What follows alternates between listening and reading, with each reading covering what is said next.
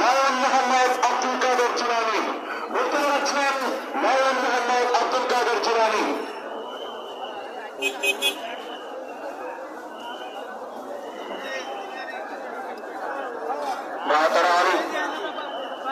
আপনারা সবাই কেমন আছেন? আজ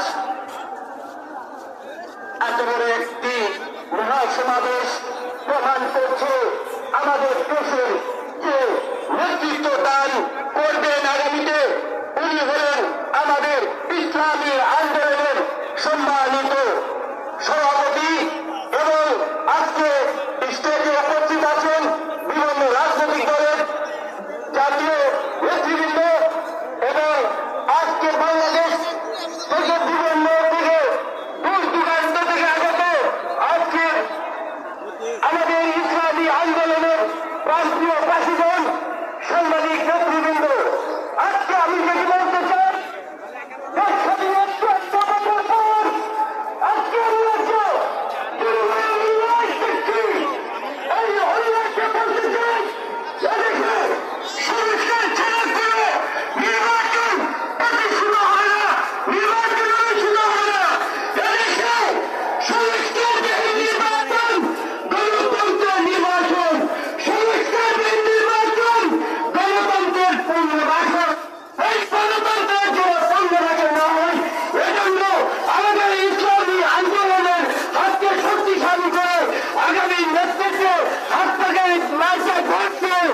আজকে রাষ্ট্র পরিচালনা করার জন্য তাদেরকে সহযোগিতা করবেন এবং এদেশের মানুষের খেদমতের জন্য ইসলামী আন্দোলনকে শক্তিশালী করবেন।